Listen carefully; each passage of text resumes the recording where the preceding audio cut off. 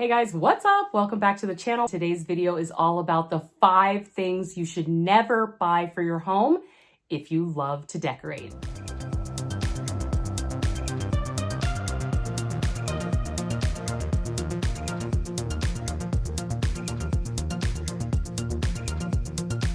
This is for the person that loves interior design, is obsessed with furniture, loves to go flea markets, shop secondhand. That is an indication that you value design, decorating, and furniture, and we invest in things that we value. I personally am not a person who values going out to dinner, spending money on fancy drinks in the latest restaurant and spending hundreds of dollars. I have friends that are, and that's awesome. And those friends would not easily throw down $600 for an awesome vintage rug. Interior design, at least the way that I approach it, is not about money. You can literally have a beautiful house with a very small budget, or you can have a huge budget and have an amazing house as well. It's honestly about your love for design, your passion, and your education, understanding why things work, trial and error, okay? So this isn't a money thing, because design can be had at any budget, I promise you.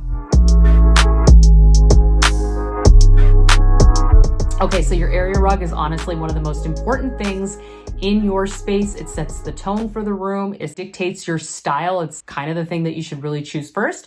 So having a beautiful hand-knotted rug that you absolutely love is going to take your design to the next level. You should not even ever consider buying one of those fake rugs, okay? I understand that choosing a rug can be very intimidating. Always focus on natural materials in interior design, regardless of your budget, because it always looks way more expensive in luxe, and it usually wears longer and just looks better. I head straight to Etsy or eBay and buy internationally direct from sellers. It ends up being even cheaper than a mid-level rug source like Crate and Barrel or CB2, and then you get something really unique and personalized. One of my secrets that I also do for myself as well, because I have to be conscious of budget, is that I'll just buy a really giant sisal rug or a jute rug because it's just natural material, put it down in the living room. It's a classic. I also like to use cowhide rugs or been dyed to look like leopard or zebra. There are spaces in your home sometimes that just need that like organic shape to kind of like unite different spaces together. And that's also a trick that's relatively affordable and just looks so much more luxe than if you go out and get this like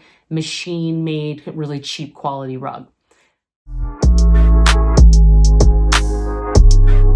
So pillows on your sofa, I always look for linens, cottons, velvets, something that just looks and feels expensive, okay? One of the tricks that I do with my clients all the time is I go again to Etsy and I look at the international sellers that are selling like Colleen pillows or these like kind of silk velvet, vintage remnants. And all you need is like 2 really interesting, unique, beautiful pillows that maybe are $60 each.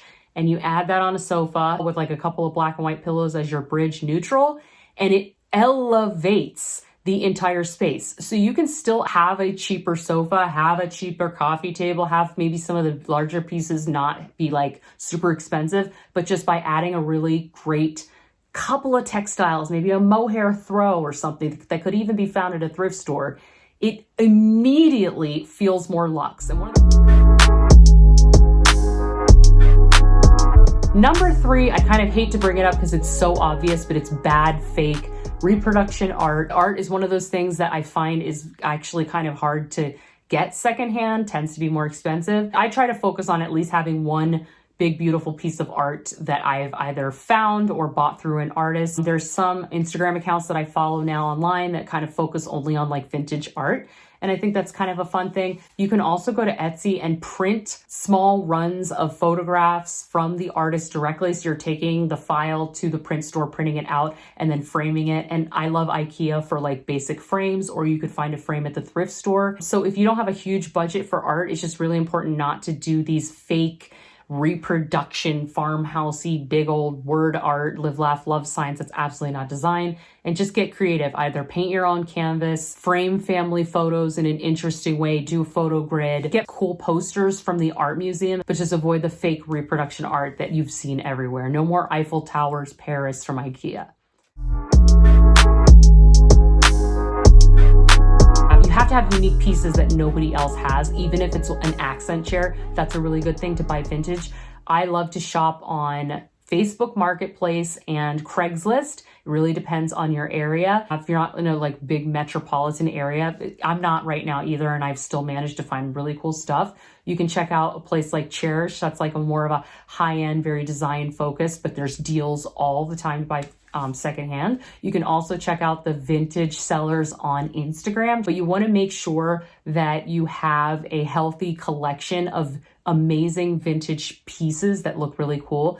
You should have a balance in your home of like some new stuff, even IKEA is okay, maybe like 15-20%. And then you kind of want the bulk of your stuff to be vintage. That's how you get the high-end look without paying an insane amount of money.